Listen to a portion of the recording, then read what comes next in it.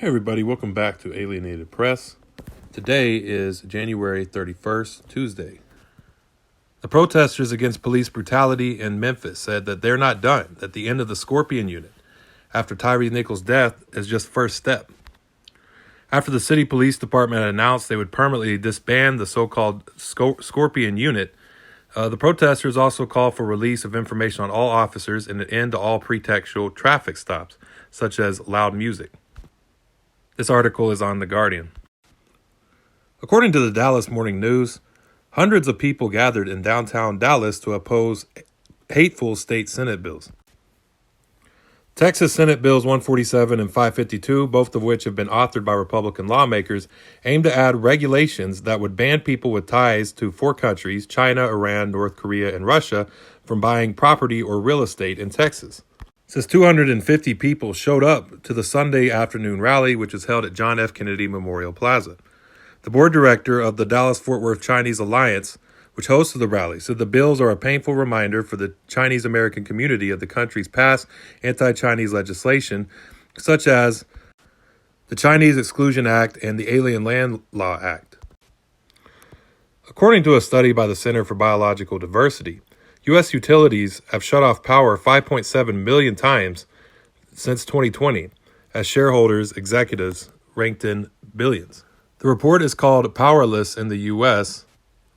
It says in 2022, electricity and gas disconnections jumped compared to the year before, which hurt households of color in particular, the report found. Utilities in Illinois, Pennsylvania, Georgia, Michigan, Ohio, and Missouri were responsible for about two-thirds of the more than 1.5 million 2022 shutoffs documented nationwide. Amazon illegally threatened NYC workers ahead of union votes, a judge says. It says Amazon illegally threatened to withhold raises and benefits from workers at two New York City warehouses if they voted to unionize, a judge with the National Labor Relations Board has ruled. According to ACBJ, hundreds are getting laid off as two Savannah warehouses are being shut down. OA Logistics, a supply chain and storage company, will lay off 345 workers when it permanently closes two facilities 10 miles northwest of Savannah. The facilities will officially shut down on March 18th, according to a notice sent to the Georgia Department of Labor through the Worker Adjustment and Restraining Notification Act. U.S. dairy policies drive small farms to, quote, get big or get out as monopolies get rich, according to The Guardian.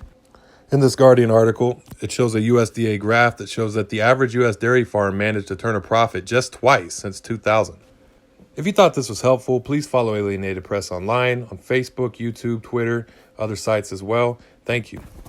Hey everybody, welcome back to Alienated Press. This is today's daily news update for Wednesday, February 1st, 2023. According to KUT 90.5, more than 170,000 Austin Energy customers lost power as a winter storm hit Central Texas.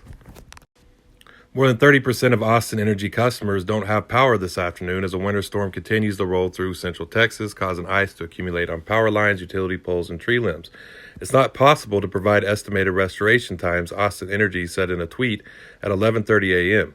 It's possible some customers may be without power for 12 to 24 hours. This Guardian article is talking about how a mysterious U.S. Adderall shortage is putting ADHD patients at risk. In recent months, patients have reported problems filling nearly every type of ADHD medication prescription, and it says no one seems to know why. Official explanations have offered little clarity. The FDA's announcement mentioned, quote, intermittent manufacturing delays, end quote, at Teva, the producer of the branded version of Adderall, but few other details. The American Society of Health Pharmacists reports shortages of multiple ADHD drugs, but says manufacturers have given no explanation. The Drug Enforcement Agency, which controls the supply of the drugs, announced last month that it would not increase manufacturing quotas for 2023, despite the shortage again, without providing a reason. One congresswoman wrote to the DEA and FDA to demand an explanation last December, but told The Guardian that she had yet to receive a response. In Maine, the PSL is demanding for the governor to declare a state of emergency and ensure that no one is left out of the cold, because temperatures could feel as low as negative 45 degrees in some parts of the state. It says only 5 of 16 counties in Maine have a warming center listed on the government's website. Some of the warming centers are only open during the day, putting those in need in the cold when temperatures will be at their lowest. The demands that are being made are warming shelters in every county that remain open throughout the freeze, hotel placements for the unhoused, immediate outreach to encampments and transportation assistance, emergency fuel assistance to families in need. According to the New York Times, the Biden administration on Wednesday took a crucial step towards approving an $8 billion ConocoPhillips oil drilling project in the National Petroleum Reserve in Alaska, drawing the anger of environmentalists who say the vast new fossil fuel development poses a dire threat to the climate. The Department of the Interior issued a statement saying the agency still had substantial concerns about the project, including direct and indirect greenhouse emissions and impacts to wildlife and Alaska Native subsidence. If you thought this was helpful, please feel free to share and follow us online, either at Facebook, Twitter, YouTube, or find our link tree under our YouTube video or our Facebook page. Thank you so much. Hey everybody, welcome back to Alienated Press. This is today's daily news update for Thursday, February the 2nd, 2023. According to Jezebel, a new Tennessee bill would imprison people for 3 years if they quote-unquote lie about rape to get an abortion. Republican lawmakers in Tennessee introduced a bill this week that would add a rape exception to the state's near-total abortion ban, with the caveat that those who quote-unquote lie about being raped to access abortion care could be sentenced to up to 3 years in prison. It says the measure SB 857 in the state Senate and HB 1440 in the state House essentially threatens rape survivors who are systematically disbelieved with prison time for seeking health care. It also threatens them with criminal investigation into their fetal tissue, even if they are believed and get an abortion. It says by threatening survivors seeking abortion care, Tennessee's bill builds on existing systemic issues. Sexual assault survivors are often threatened with criminalization, sometimes upon reporting their assailant, and face jarringly high rates of incarceration and criminal charges for pregnancy outcomes, including abortion, often implicate victims of violence. In 2019, a woman was jailed for fetal homicide when she miscarried after she was shot. According to Yahoo News, an LA County Police Department is facing intense criticism after a video surfaced of 2 officers fatally shooting a double amputee that had moved out of his wheelchair and began moving away from them. Huntington Park Police Department told Los Angeles Times the 2 officers eventually fired about 10 rounds at Anthony Lowe Jr., who was 36 years old. According to U.S. News, U.S. layoffs surged in January as tech slashed thousands of jobs. According to this report, layoffs in the United States hit a more than 2-year high in January as technology firms cut jobs. According to a report from employment firm Challenger Gray and Christmas, the layoffs impacted 102,943 workers, a more than 2-fold jump from December and an over 5-time surge from a year earlier. According to the AIM, approximately 30,000 Disney workers in the Orlando area, including TCU and AIM members, will soon vote on a 5-year contract offer. They say the company is only offering raises of $1 a year for most workers. TCU AIM members there say $1 is not enough amid a sharp rise in cost of living. CWA members at the Pittsburgh Post-Gazette and supporters participated in a rally in downtown Pittsburgh to mark 100 days on their strike. The striking News Guild CWA won a major victory Friday when a judge ordered the Post-Gazette to undo changes to working conditions imposed in 2020 to restore union contract and to begin bargaining within 15 days of the union's request to do so. If you thought this was helpful, please find the Alienated Press link tree on Facebook or our YouTube video, and please share also. Thank you. Hey everybody, welcome back to Alienated Press. This is today's daily news update for Friday, February the 3rd, 2023. According to Newsweek, a man who couldn't pay a $100 bail was starved to death in an Arkansas jail facility. After a mental episode in Fort Smith Police Department, he was detained and arrested on terroristic threatening, but they said that he had no weapon and that he wasn't an immediate threat. After he couldn't pay his bail, he lost his mind, his health was gone, and seemingly no one paid attention to his well-being. Price was dead a year later at 51. He was found in a solitary confinement cell with his eyes wide open, naked, starved, dried saliva on the corners of his mouth, and a pool of standing water so large his feet had shriveled. He had long since had his medication taken away. Toward the end, he had resorting to eating his own feces and drinking his own urine. By the time the emergency services arrived at the jail to attempt to resuscitate Price, normally a solid man, had weighed just 90 pounds, EMS records show. Yet even after his death, the jail monitors continued to give reports stating, inmate and cell okay. Quote, I was appalled. A developmentally disabled, mentally ill man who couldn't afford his low bail amount was held in solitary confinement for a year, said Eric Height, a Seattle attorney with Budge and Height PLLC, representing Price's family in a 29-page civil rights and wrongful death lawsuit.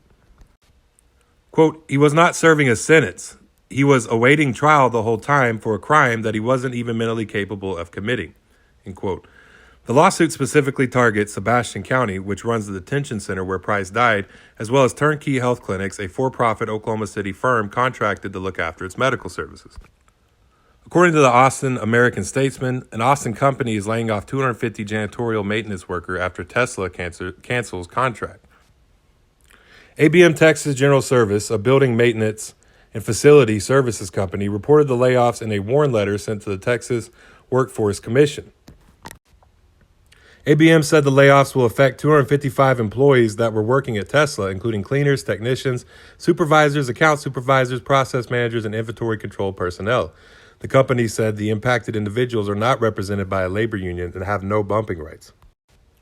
CWA members have been actively mobilizing to strengthen their power at the bargaining table and improve their working conditions. Contract negotiations for the AT&T Mobility and DirecTV Black contracts have begun. The current agreement, which expires on February the 10th, covers employees across the Southeast and CWA District 3. The bargaining committee is determined to address the various issues members have raised concerns about, including compensation, benefits, job security, and work life. If you thought this was helpful, please follow Alienated Press online. Please feel encouraged to share. You can find our link tree on our Facebook page or under this YouTube video. Thank you. Hey, everybody. Welcome back to Alienated Press. This is today's daily news update for Saturday, February 4th, 2023. The UE General Executive Board is demanding public ownership of railroads. Meeting on January 28th and 29th, UE's General Executive Board unanimously endorsed a statement demanding that Congress, quote, immediately begin a process of bringing our nation's railroads under public ownership, end quote. The statement notes that the private owners of our nation's Class 1 railroads have shown themselves utterly incapable of facing the challenge of the climate crisis, dealing fairly with their own workers, or even meeting the most basic needs of their customers, end quote. Also from UE, a workplace action wins strong wage gains for Local 228. In Portsmouth, New Hampshire, it says on December 1st, 2022, members of UE Local 228 ratified a 32-month agreement. The local's 500 members process immigration documents and provide petitioner support at the State Department's National Visa Center. They are employed by federal contractor LDRM. The new agreement includes annual wage increases of 5%, 4%, and 3%. The contract also increases health and welfare earnings by 9.3%, reducing the employee obligation for insurance premiums. Members who answer telephone inquiries will now receive an extra $1 per hour pay differential. In explaining tactics of how it is done, Chief Stewart explained, quote, we used the company's own technology against them. The Teams chat was the one place where we could reliably reach everyone and put out the call to observe negotiations, sign the online petition, and push back against management when the company wasn't giving the progress we needed. Those working on site canvassed the facility with signs that read, quote, living wage or worker rage. This, combined with rumored plans for a work stoppage, prompted State Department officials to demand the LDRM work swiftly to avoid a labor dispute. Quote, our members were more ready than ever to strike if we didn't get a good deal, end quote, said President D. Town. Also from the UE, a march on the boss wins substantial improvements for Local 1135 in Milwaukee, Wisconsin. In Milwaukee, Wisconsin, UE Local 1135 ratified a new 3-year agreement with its new employer, Stryten Energy. Local 1135 members manufacture lead-acid batteries used in cars, boats, and submarines. Stryten, a Georgia-based company with no prior union presence, attempted to pressure Local 1135 members into agreeing to an extension and new contract, which would have included substantial increases for new hires without rewarding members who have put in their time. Members stuck together, fought back, signed up over 100 employees on a petition demanding real wage increases for all, and marched it on their boss. The result was a new contract which includes substantial improvements to wages, benefits, and contract language. There's too many to say, so if you want to see all the gains, you could see these different sites here. You could just pause and read them. A lot of labor stories today. If If you thought this was helpful, please follow Alienated Press online. You can find our link tree on our Facebook page or under this YouTube video. Thank you so much.